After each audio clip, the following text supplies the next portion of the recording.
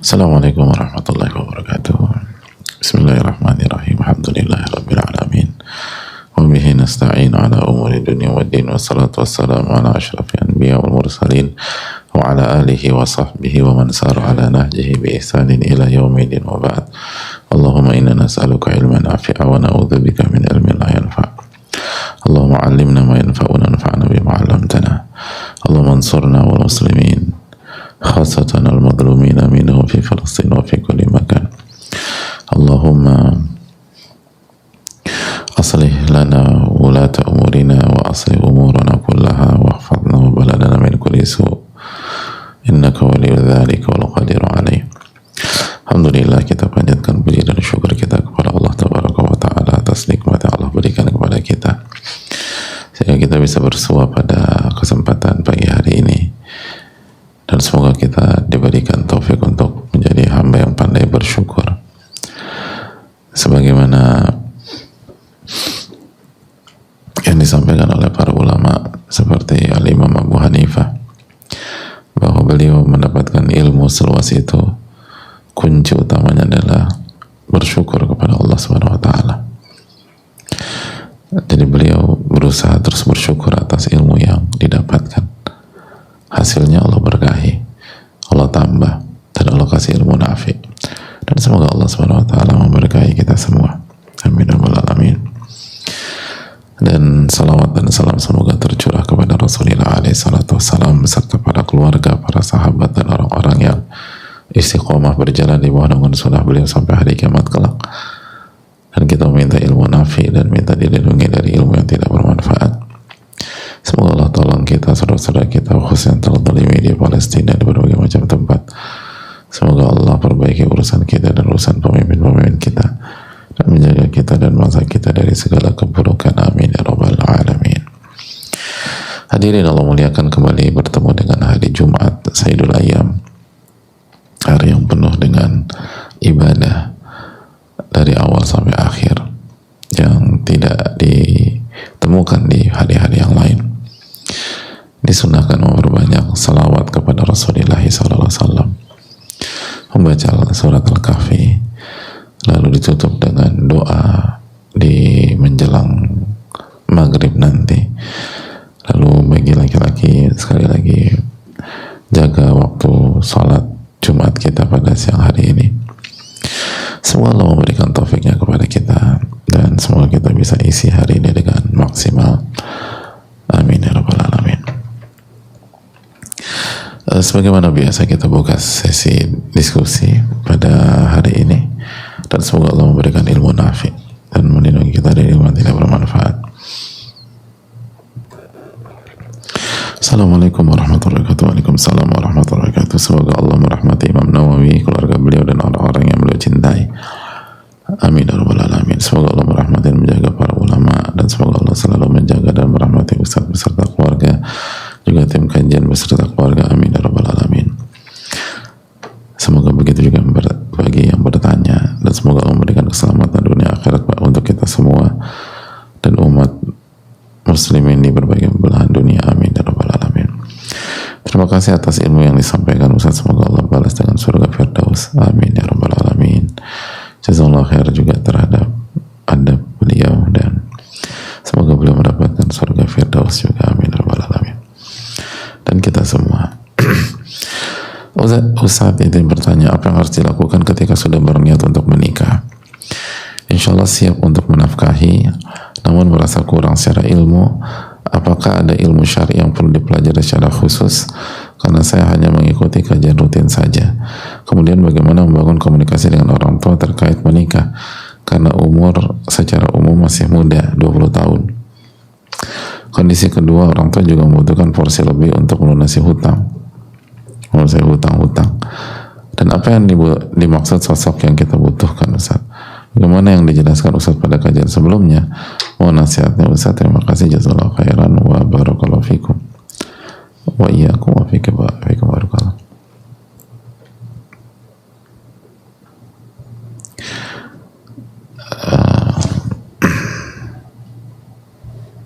Dan yang nanya laki-laki perempuan?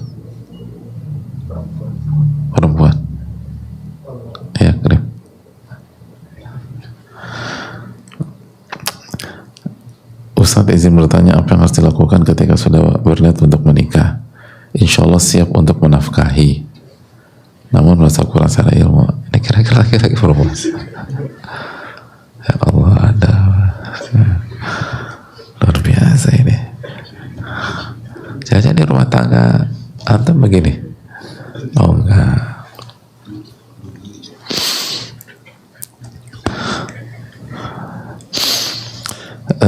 Walaupun beliau nggak menyampaikan, tapi qarain atau arah dari pertanyaan ini adalah beliau laki-laki, maka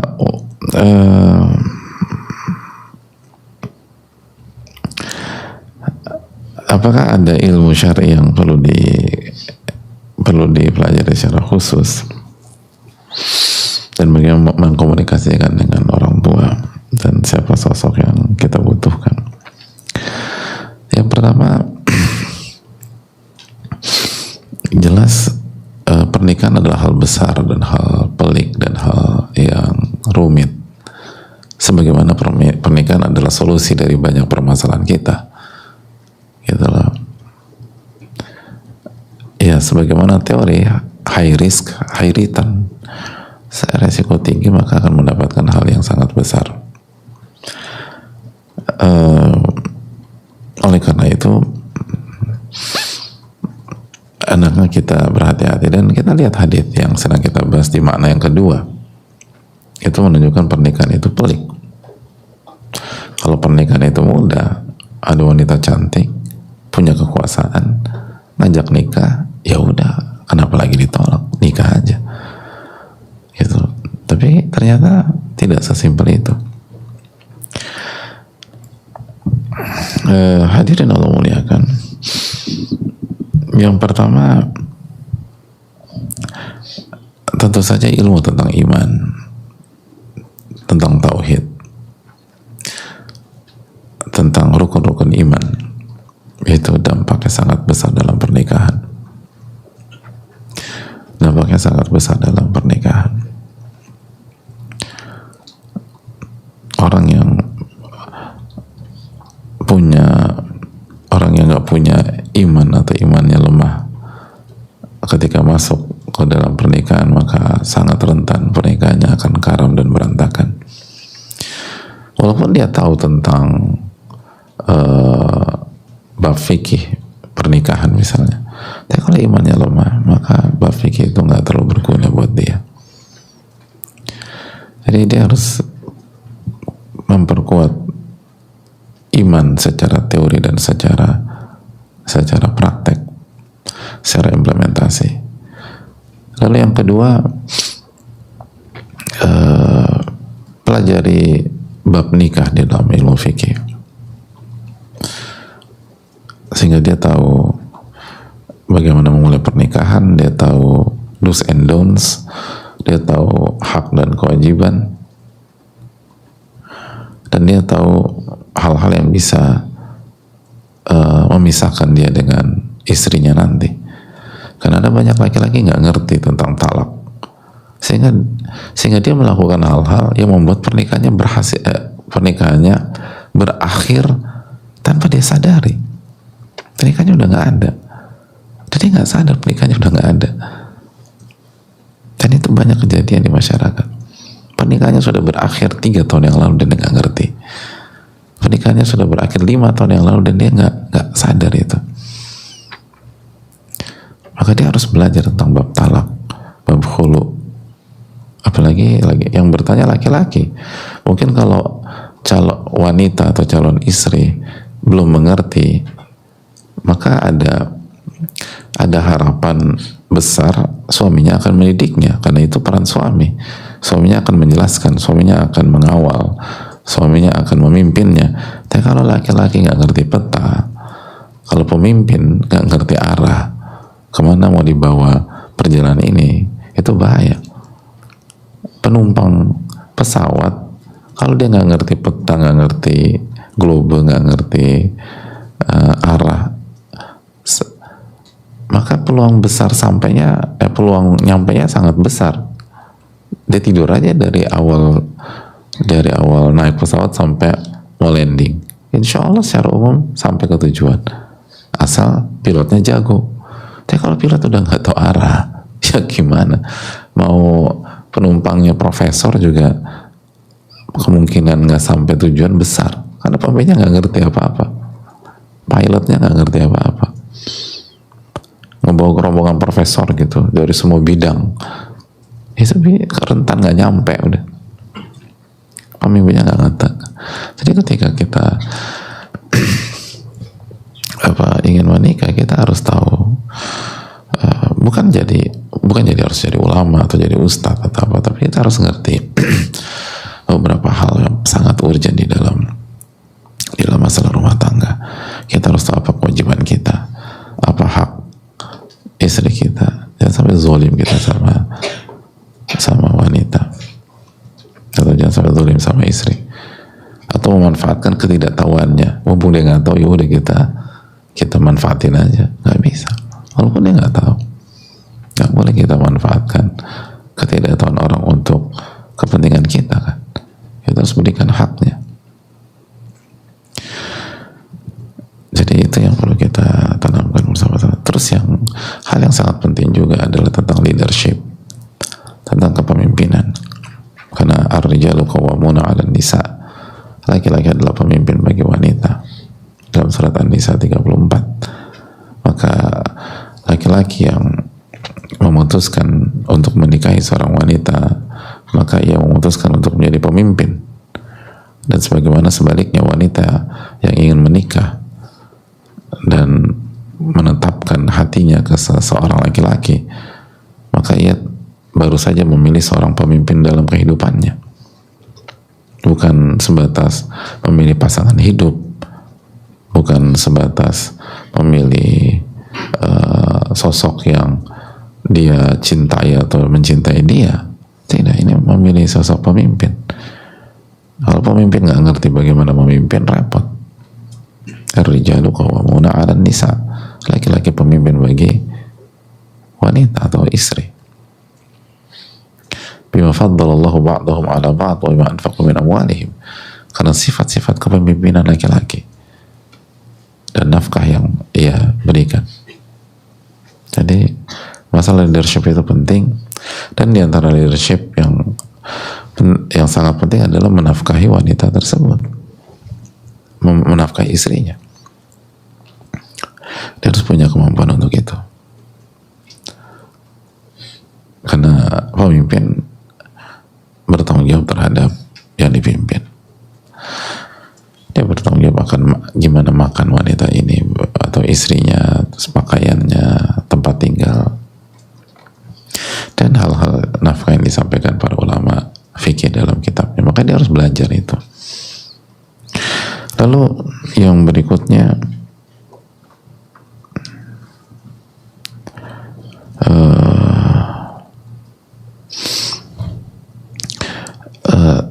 adapun kebutuhan setiap orang beda-beda. Kebutuhan setiap orang berbeda. Nah, bagaimana kita mengetahui bahwa ini sosok yang sesuai dengan kebutuhan kita? Yang pertama kali kita harus tahu diri kita dulu. Kalau kita nggak tahu diri kita, bagaimana kita bisa tahu apa yang kita butuhkan? Lalu yang berikutnya, bagaimana kita bisa mengerti bahwa sosok ini adalah yang kita butuhkan? Maka ini hal yang perlu kita tanamkan. Maka penting sekali dalam pernikahan kita tahu kekurangan kita, PR kita, dan apa yang bisa menghambat kita menuju Allah Subhanahu wa Ta'ala. Lalu cari sosok yang bisa mengcover hal itu semua. Cari sosok yang bisa mensupport kita untuk meningkatkan iman kita dan ketakwaan kita, dan menyelesaikan bisa jadi menyelesaikan atau menutupi atau melengkapi kekurangan kita, kan demikian. Sehingga kita bisa berjalan istiqomah menuju Allah Subhanahu wa Ta'ala.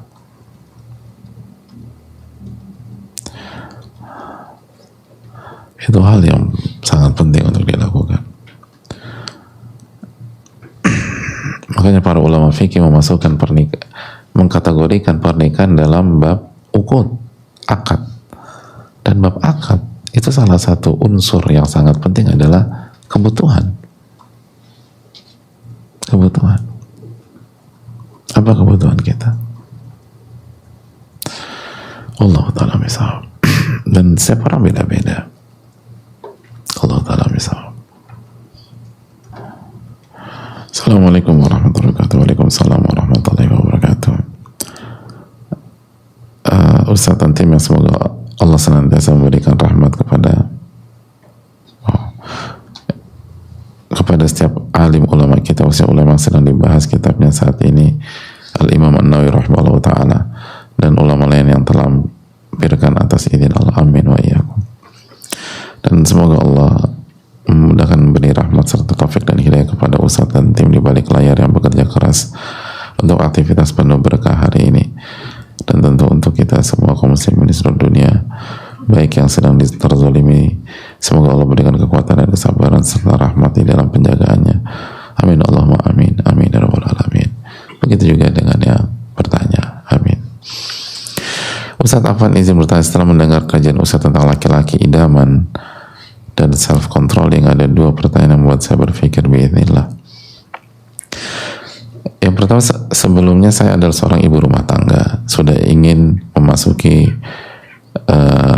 tahun ke-8 dalam pernikahan, dan saat ini sedang berusaha lebih belajar dan mendekat diri kepada Allah, bertakarub kepada Allah. Namun saat ini saya seperti berpikir dan sadar dengan melihat sosok keseharian pasangan saya yang masih jauh dari menjalani pernikahan karena Allah. Setiap kali saya berusaha memenuhi hak batinnya dengan hubungan, ia semakin lalai dari bangun pagi lebih awal untuk sholat subuhnya, bahkan telat sampai sholat di rumah saja, tidak di masjid. Dan jika diajak sholat malam pun ia abai ajakan saya. Dan saya berpikir, apa beliau ini menikahi saya hanya karena hasrat saja, dan malah semakin jauh setelah menikah dari beribadah karena Allah, padahal beliau sudah berubah tampilannya sesuai dengan sunnah Nabi SAW. Apakah ini bentuk ujian buat saya? Mohon pencerahannya. Dan kedua, saya dahulu sebelum menikah dengan beliau tidak memiliki perasaan cinta, dan semua saya jalani biiznillah karena Allah. Namun semakin kesini, kenapa perasaan saya semakin flat saja ya? Karena saya merasa seperti biasa saja, ya udah jalani aja kepada beliau ini. Apakah perasaan saya bisa jadi tidak jujur bukan karena Allah, atau saya merasa seperti ini? Bila seseorang yang mencintai karena Allah, maka jika ia melakukan kemaksiatan, cinta itu tidak hilang, hanya berkurang dan tetap ada tapi tidak tumbuh. Saya dilanda kebingungan karena perasaan demikian. Saya sempat berpikir, saya khawatir takut membuat saya jadi tidak totalitas dalam memenuhi hak dan kewajiban sebagai istri dan ibu. Bagaimana sarannya Ustaz? Barakallahu fikum. Semoga Allah mudahkan untuk menjawab setiap pertanyaan saya. Amin wa iyyakum. Jazakallahu khairan atas pertanyaannya. Yang pertama, ada catatan, pertanyaan seperti ini itu mengarah pada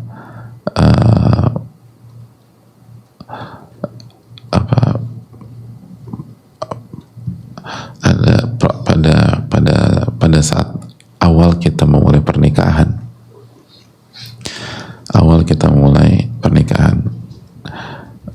dan sekali lagi kembali ke diri kita. Artinya apakah dulu waktu kita menikah, jadi, atau gini deh, biar tidak salah paham, dalam kasus seperti ini kita bisa bagi menjadi dua sudut pandang atau dua kondisi, sebagaimana yang dijelaskan oleh para ulama bahwa fikih itu atau kerangka berpikir itu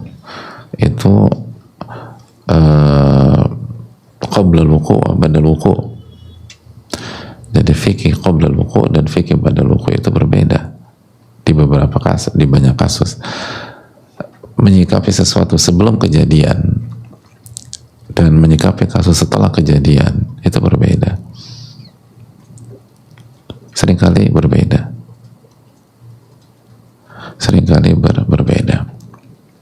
banyak dalilnya di dalam Al-Quranul Karim. Di antaranya kata para ulama tentang masalah nazar dan lain-lain.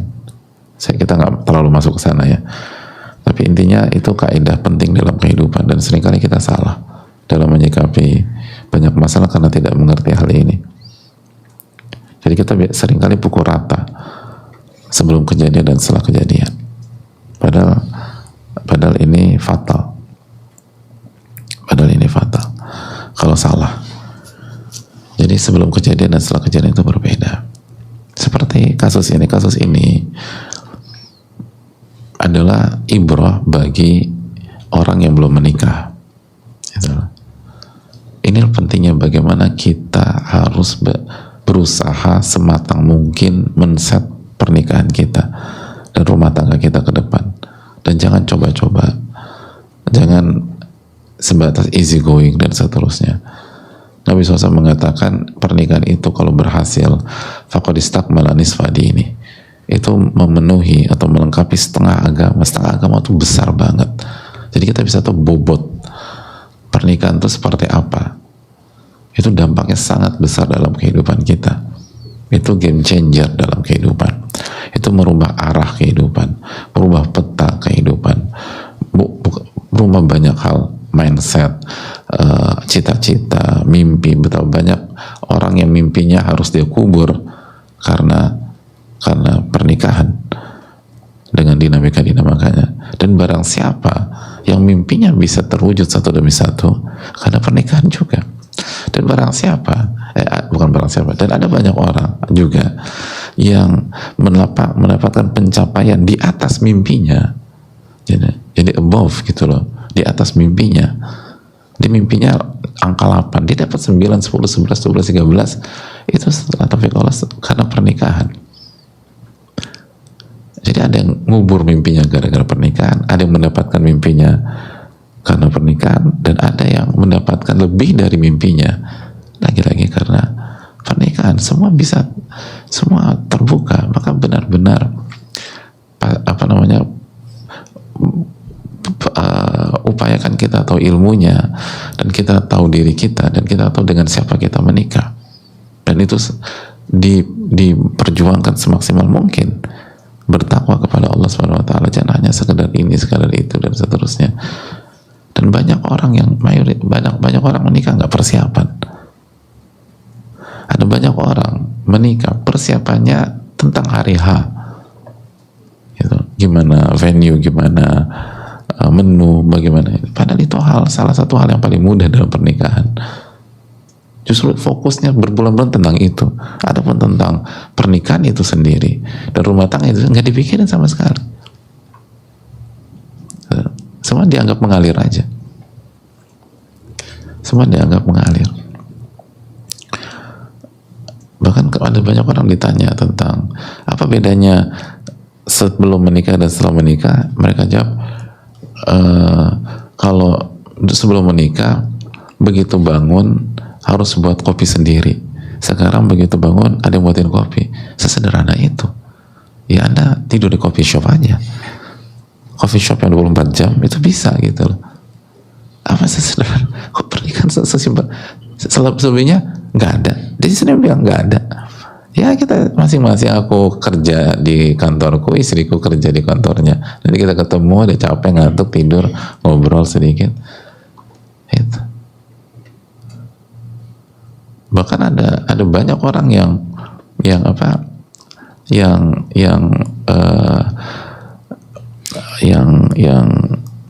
style pacarannya itu membuat nggak ada bedanya ketika dia nikah dengan sebelum nikah, nggak ada bedanya, kecuali itu tadi bangun ngelihat istri gitu aja udah. Selebihnya hampir dipastikan nggak ada bedanya. Dan lihat bagaimana kualitas pernikahan orang-orang seperti itu tanpa mengurangi rasa hormat kita. Jadi semua harus di-set, hadirin. Ini langkah besar dalam kehidupan.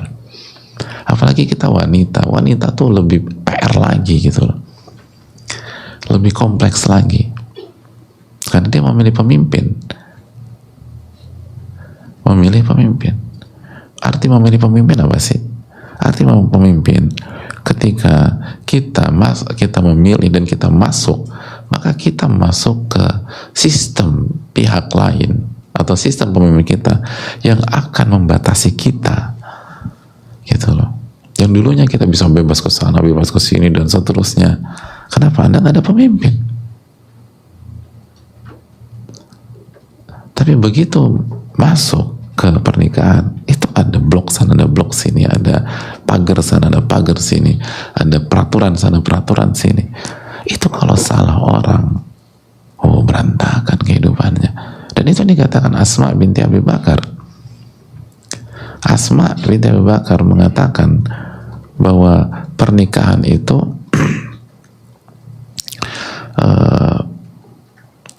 pernikahan itu ada, kalau kita pakai bahasa yang paling halus dan mungkin agak sedikit keluar, tapi insya Allah konteksnya masih dapat. Pernikahan adalah pembatasan bagi wanita, pembatasan. Maka pastikan dia berada di sosok yang tepat.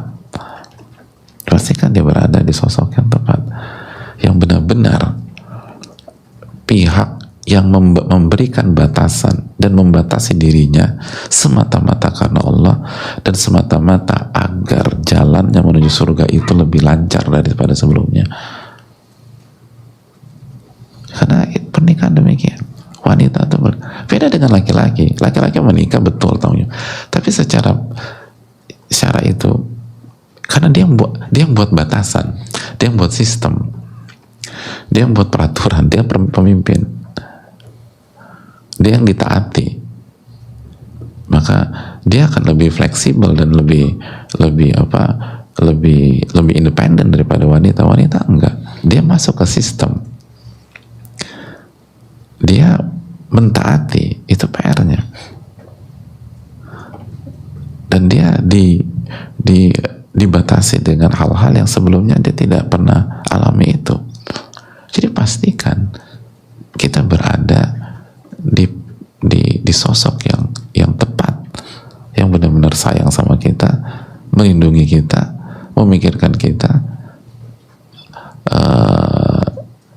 visioner, dan memikirkan bukan hanya dunia kita tapi akhirat kita, dan menyikapi kita karena Allah, menyikapi kita karena takut kepada Allah, menyikapi kita dengan rasa cinta kepada Allah, menyikapi kita dengan rasa harap kepada Allah, sehingga benar-benar itu bisa terwujud. Itu poin. Jadi sekali lagi itu poin. Ini kalau sudut pandang sebelum pernikahan, dan ini belum titik, masih koma. Karena kalau kita berhentikan jawaban kita sebenarnya yang udah nikah pada putus asa semua dan bisa jadi minta cerai. Adapun setelah pernikahan, kalau kalau nasi sudah jadi bubur, ya PR kita gimana jadikan bubur itu bubur ayam spesial gitu aja. Gak bisa buat nasi lagi, susah. Berat Ustaz, ya berat banget, bahkan bukan berat, tapi itu konsekuensi dari pilihan kita. Itulah kenapa pentingnya hijrah sedini mungkin tuh, ini salah satu poinnya. Ada orang nanti aku berubah, aku hijrah setelah tua aja, gue mau happy dulu, gue mau senang-senang. Ada banyak keputusan besar akan menjadi blunder besar ketika Anda tidak ditolong Allah. Jadi ini konsekuensi, Anda yang milih, nggak akan jalankan konsekuensinya. Apakah akan berhasil mendapatkan, apakah dipastikan semua berubah? Nggak ada jaminan. Bisa ya, bisa tidak. Tapi coba husnuzon dengan Allah dan mulai dari diri sendiri. Ya berbeda lah seseorang wanita pemimpin benar-benar punya leadership yang kuat dengan yang tidak. Yang pertama, yang nggak punya leadership belum tentu akan berhasil memiliki leadership dalam hidupnya. Yang kedua, kalau berhasil, kita tahu bersama, memiliki skill leadership itu butuh waktu, bukan 1-2 tahun. Itu butuh bertahun-tahun secara umum ya, kalau ordinary people, kalau orang-orang secara umum. Ya, itu kalau bertahun-tahun, kalau PR-nya dijalanin. Kalau PR-nya nggak dijalanin, ya nggak, berat sekali. Nah itu wanita yang sudah memutuskan itu, ya harus sabar ngadepin itu. Itu konsekuensi. Ya udah, aku cerai aja. Kalau suami cerai itu tergantung bagaimana kegagalan suami dalam memimpin. Nggak setiap kesalahan suami dikit-dikit cerai, sedikit-dikit cerai. Harus dilihat lagi dalam ilmu fikih apa dari sisi mana kegagalannya, dari dalam hal apa wan prestasinya dan ketidak performance-nya dan seterusnya. Jadi nggak sesimpel itu. Dan yang berikutnya, jangan lupa ini kesalahan kita. Ini kesalahan kita. Mentok-mentok kita salah milih, gitu loh. Jadi ya perjuangkan dulu. Bukan berarti nggak boleh cerai, tapi perjuangkan secara maksimal dan sabarnya harus maksimal untuk menghadapi masalah ini dan mendapatkan pertolongan Allah Subhanahu wa taala. Dan kita nggak pernah tahu ke depan. Makanya sekali lagi berat memang. Kalau udah ini berat. Apalagi kalau udah punya anak, belum sampai kalau udah punya anak, hal udah semakin kompleks. Ya sudah, banyak istighfar, banyak taubat, coba perbaiki itu. Dan kita lihat apa yang Allah takdirkan kepada kita. Udah fokus ke diri sendiri dan ajak suami dengan bijak, dengan baik dan sabar. Penuhi hak suami. Gitu. Bahkan bukan hanya penuhi hak suami, harus lebih ekstra lagi agar suami dapat hidayah, agar suami didakwahi. Dan mendakwahi suami itu nggak mudah, kecuali dimudahkan oleh Allah Subhanahu wa taala. Makanya itu salah satu hal yang paling terasa perbedaannya. Memilih suami yang tepat, apa leadership, itu secara umum kita akan didakwahi suami. Artinya kita akan diajarkan, diarahkan, dibimbing dan seterusnya. Tapi salah milih, kita yang harus dakwahi suami. Artinya kita yang punya tanggung jawab moral mendakwahi, mengajak dan seterusnya. Itu aja akan membuat margin waktu itu sangat luar biasa jauh gitu. Itu baru satu sisi. Yang satu dapat arahan, dapat bimbingan, dapat ini. Yang satu enggak, dia harus ayo dong Pak, sholat, ayo dong Beb, kita ini dan enggak. Jadi ya, tapi itu keputusan pasti ada kebaikan kalau kita mau berubah, dan banyak istighfar dan taubat kepada Allah, lalu mulai perubahan semaksimal mungkin, pelan-pelan, dan sekali lagi sikapi suami dengan sebijak mungkin dan sebaik